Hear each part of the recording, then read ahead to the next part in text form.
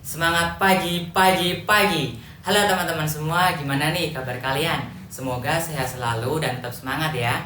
Kenalin, namaku Benedictus Kevin Doni Brilian Everest dari PMR Wira SMA Negeri 4 Surakarta. Nah, di sini aku akan mengajak kalian semua untuk berdiskusi dan membahas mengenai nabza. Jadi istilah nabza ini mungkin udah sering kita dengar ya. Tapi kalian tahu nggak kepanjangan dari nabza itu apa?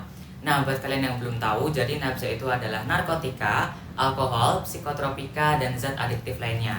Oke, pada kesempatan kali ini kita akan berbicara 3 topik yang berkaitan dengan nabza. Apa aja itu? Yuk kita bakal bahas satu persatu. Oke, kita masuk ke topik yang pertama, yaitu mengenai rokok. Jadi kita semua udah tahu lah ya bentuk rokok itu kayak gimana, terus juga kandungan-kandungannya itu apa aja. Nah, kalau menurutku nih ada 3 kandungan yang paling berbahaya yang terdapat pada rokok. Yang pertama yaitu karbon monoksida, kemudian ada nikotin dan juga ada tar. Kita pasti juga udah tahu dong dampak buruk dari merokok itu apa aja. Di sini aku udah menyimpulkan ada 3 dampak buruk yang paling sering terjadi. Yang pertama yaitu mengurangi konsentrasi atau daya tahan belajar. Kemudian yang kedua yaitu menurunkan kebugaran tubuh, atau orang yang merokok ini biasanya akan memiliki efek samping. Kemudian yang ketiga adalah berdampak bagi orang di sekitar seperti halnya perokok pasif. Nah, terus orang yang merokok ini biasanya mereka memiliki faktor pendorong kenapa kok mereka itu merokok.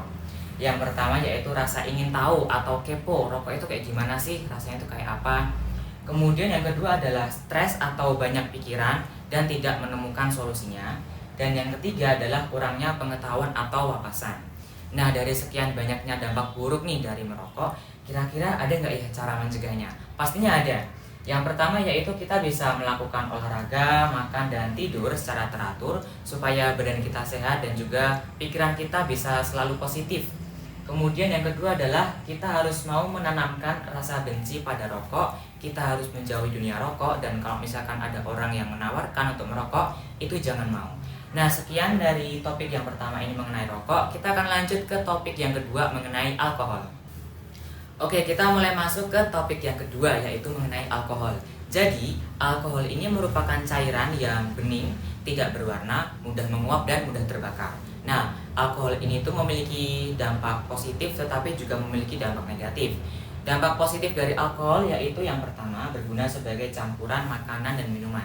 Jadi banyak makanan atau minuman di sekitar kita yang dalam proses pembuatannya itu terkena campuran dari alkohol. Kemudian yang kedua, alkohol ini berguna untuk menghangatkan tubuh terutama di daerah dingin.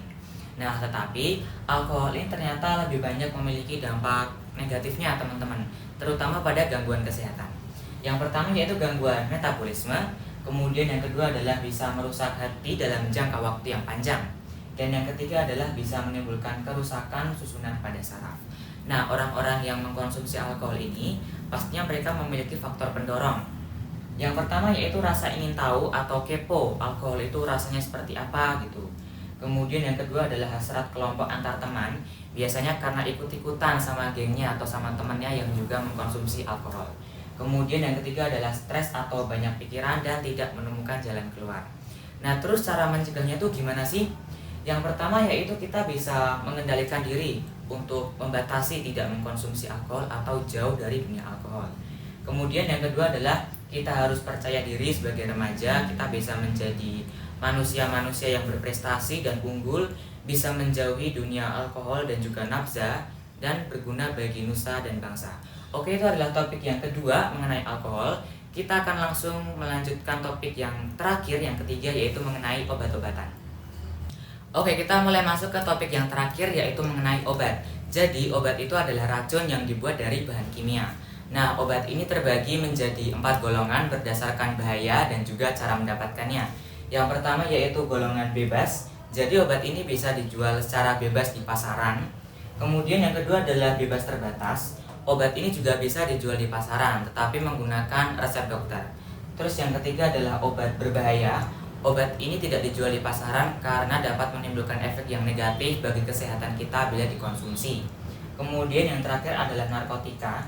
Jadi obat ini tidak dijual di pasaran, biasanya dapat tawaran dari orang lain, contohnya seperti ganja dan juga sabu-sabu. Nah, terus alasan para remaja untuk menyalahgunakan obat itu kira-kira apa aja ya? Yang kemudian mungkin karena adanya tren yang beredar di kalangan remaja untuk menyalahgunakan obat atau mengkonsumsi obat secara salah. Kemudian yang kedua adalah obat ini kan bisa kita dapatkan dengan mudah di apotek-apotek. Jadi kita juga bisa dengan mudah untuk menyalahgunakannya. Nah, terus cara untuk mengatasinya itu apa aja? Yang pertama yaitu kita bisa menambah wawasan dengan mempelajari jenis obat-obatan, kemudian juga cara mengkonsumsi yang benar itu seperti apa. Yang kedua adalah kita harus mau meninggalkan lingkungan yang berbahaya atau meninggalkan circle yang berbahaya. Yang ketiga adalah rajin beribadah atau mendekatkan diri kepada Tuhan Allah. Dan yang terakhir adalah aktif berorganisasi di lingkungan sekolah atau lingkungan kampus. Nah, terus para remaja ini menyalahgunakan obat, itu mereka biasanya melewati 4 tahap. Yang pertama dimulai dari tahap penggunaan coba-coba, kemudian yang kedua adalah tahap penggunaan insidental, yang ketiga mulai masuk ke tahap penyalahgunaan, dan yang keempat masuk ke tahap ketergantungan. Oke, itu adalah ketiga topik mengenai nafza. Dari pembahasan kita tadi, kita dapat menyimpulkan bahwa ternyata nafza ini memiliki banyak sekali dampak buruk. Oleh karena itu, kita sebagai calon generasi bangsa, kita harus mau menjauhi dunia alkohol atau narkoba atau nafza, dan juga mampu memberikan edukasi kepada masyarakat luas mengenai bahayanya itu apa aja, sehingga mereka tidak mudah untuk terjerumus masuk ke dalam dunia nafza. Oke, sekian dari saya. Akhir kata saya mohon maaf apabila ada salah kata yang kurang berkenan. Dan terima kasih, semangat pagi.